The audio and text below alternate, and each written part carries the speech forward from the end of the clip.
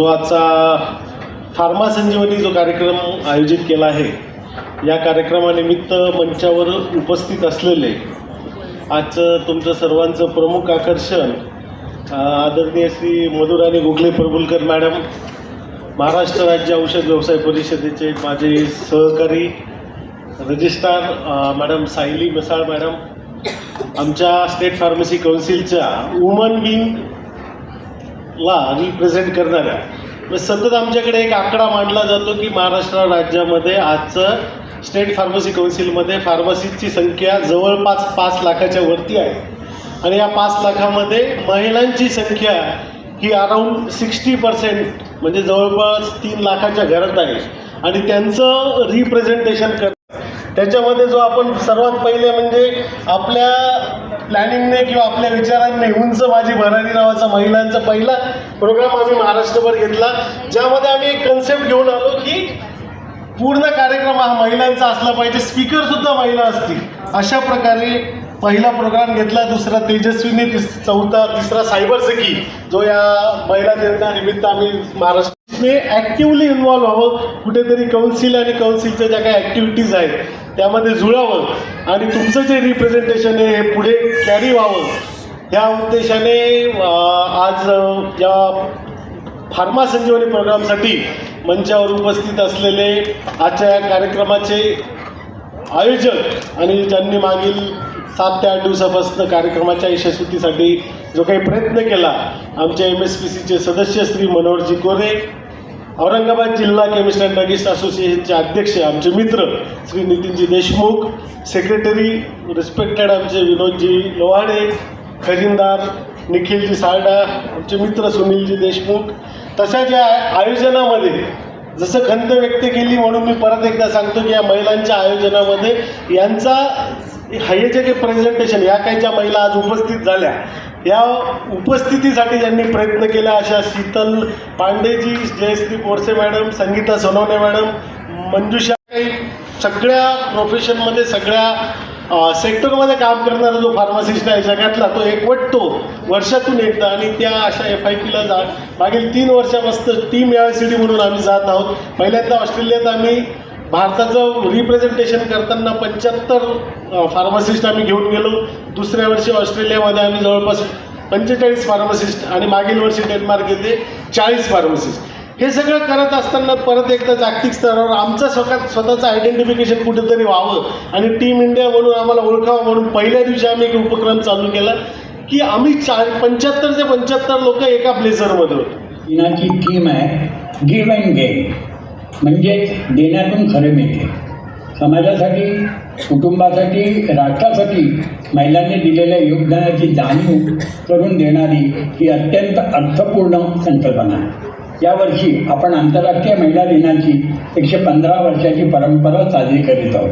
या निमित्ताने जगातील सर्व महिला मुलींच्या प्रगतीसाठी सकारात्मक बदल घडण्याचा आपण सर्व संकल्प करूया.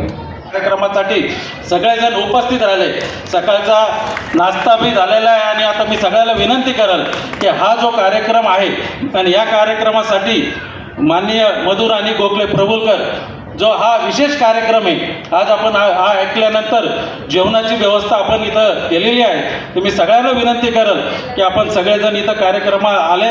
औरंगाबाद जिल्हा संघटनेतर्फे आपलं सर्वांचं मी स्वागत करतो आणि सगळ्यांनी जेवण करून जावं हा कार्यक्रम संपल्यानंतर अशी मी विनंती करतो.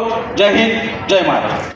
मी अतुल अशोकराव आहेरे, अध्यक्ष महाराष्ट्र राज्य औषध व्यवसाय परिषद. आज औरंगाबाद जिल्हा केमिस्ट अँड ड्रगिस्ट असोसिएशन तसेच महाराष्ट्र राज्य औषध व्यवसाय परिषद यांच्या संयुक्त विद्यमाने 8 मार्च महिला दिन जो आपण भारतभर साजरा केला जातो, या महिला दिनानिमित्त आज औरंगाबाद जिल्ह्यामध्ये आपण फार्मा संजीवनी नावाचा प्रोग्राम आज आपण घेत आहोत.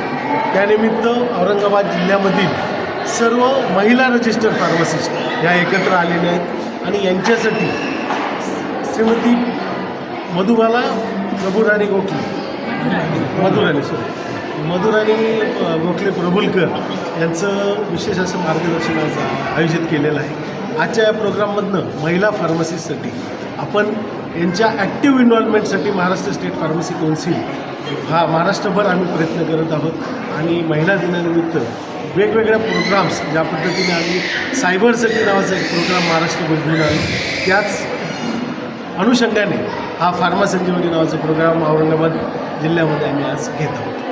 याच्या आधी कुठं कार्यक्रम? याआधी नागपूर, नाशिक, बुलढाणा या कोल्हापूर, सातारा या 7 ते 8 जिल्ह्यामध्ये, पुण्यामध्ये सुद्धा झालेला आहे, ज्याच्यामध्ये सायबर सखी नावाचा आम्ही प्रोग्राम घेतला आहे. आणि या सायबर सखीचा उद्देश होता की ज्या काही महिला फार्मासिस्ट आहेत, ज्या काही महिला महाराष्ट्रातल्या केमिस्ट आहेत, या सर्वजण ज्या सोशल मीडियावर जे काही सोशल मीडिया हँडलर्स आहेत याचा सुयोग्य असा वापर केला पाहिजे. हे मीडिया हँडलर्स वापर करत असताना महिलांनी कुठल्या प्रकारची काळजी घेतली पाहिजे यासाठी हा आमचा सायबर सखी नावाचा उपक्रम आम्ही महाराष्ट्रभर यावर्षी घेतलेला आहे. काही फार्मसीच्या समस्या पण येतात, काय समस्या आणि कसं निवारण?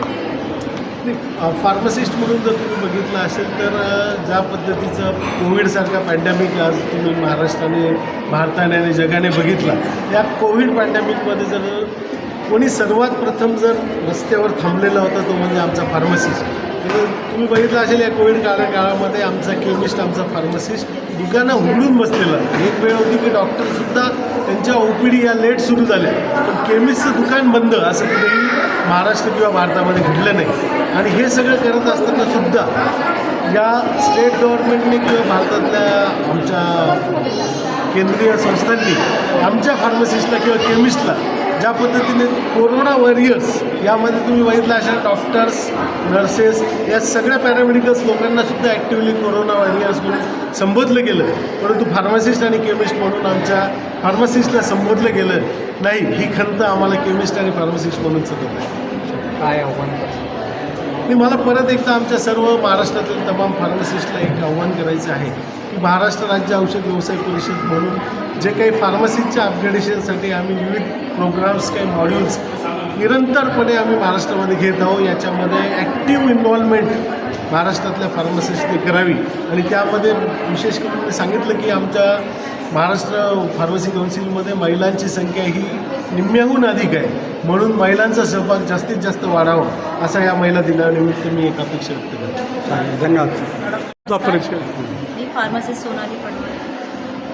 आमच्या कौन्सिलला जी संख्या वाढत चाललेली आहे महिलांची, तर त्याच अनुषंगाने महिला दिनासाठी आम्ही प्रयत्न करत असतो. त्यानिमित्ताने महिलांचं अपग्रेडेशन आणि बऱ्याच गोष्टींमध्ये त्यांचं पार्टिसिपेशन वाढावं याकरता सातत्याने आम्ही पाठपुरावा करत आहोत गेल्या 3 वर्षापासून. त्याच उपक्रमाच्या शृंखलेमध्ये फार्मा संजीवनी हा एक उपक्रम आहे आणि या उपक्रमाच्या माध्यमातून संपूर्ण संभाजीनगरच्या महिला फार्मासिस्ट यांचं अपग्रेडेशन व्हावं हा त्याच्यामागचा उद्दिष्ट आहे. आणि जितकं प्रयत्न करू तितकं आपल्याला चांगला एक रिझल्ट मिळावा ही आमची अपेक्षा आहे. त्याकरता सर्व महिला फार्मासिस्टनी या दिलेल्या प्रतिसाद जो देतात त्यावरच या सर्व गोष्टी अवलंबून आहेत. माझी विनंती आहे सर्व महिला फार्मासिस्ट सर्व प्रोग्राममध्ये उपस्थित राहावं आणि त्याचा उपयोग स्वतःसाठी करून घ्यावा. पार्टिसिपेशन हे जास्तीत जास्त ठेवावं. केवळ रजिस्ट्रेशनच्या चौकटीमध्ये अडकता जर ॲक्टिव्हली स्वतः काही करत राहिलं तर नक्कीच सक्षम असा समाज उभा राहील. कारण एक सक्षम महिला असली तरच एक सक्षम समाज आणि अनुषंगाने तो देश असा बनू शकतो. तर माझी एवढीच विनंती आहे की सर्व महिलांनी चांगलं पार्टिसिपेशन केलं. थँक्यू. चालेल, धन्यवाद. माझी आई शास्त्रीय संगीत गायिका आहे आणि वयाच्या 65व्या वर्षी तिने संगीतात PhD केलं.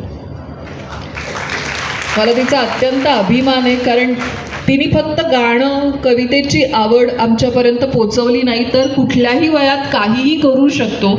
आणि त्यासाठी जो ध्यास घ्यायला लागतो, त्यासाठी जी तळमळ असायला लागते, कष्ट घ्यायची तयारी लागते. आणि हे सगळं करताना जसं तुम्ही सुद्धा आज वेगवेगळ्या लढाया लढत तुमचं करिअर करताय, तसं तिने सगळं घर अत्यंत निगुतीनं सांभाळून त्यात दरम्यान आमच्या दोघींची लग्न, आमच्या दोघींची बाळंतपणं, माझ्या वडिलांचं मोठं आजारपण, या सगळ्यात सुद्धा ती दररोज सकाळी तिचं 5-5:30ला उठणं आणि अभ्यासाला बसणं हे कधीही थांबलेलं मी पाहिलं नाही. ही जी लगन आहे, म्हणजे गाण्याचा, कवितेचा वारसा तिने दिला, पण तिने हा वारसा दिला की नेव्हर से नेव्हर. रेझिलियन्स हा तिने मला शिकवला, शिस्त तिने मला शिकवली. आणि ती एक आईच आपल्या मुलांना मुलींना तिच्या कृतीतून शिकवत असते. म्हणजे संस्कार आपण म्हणतो ते सांगून होत नाही. असं वाग, तसं वाग, असं वागू नकोस, तसं वागू नकोस. आई वडील काय वागतायत चला ओके.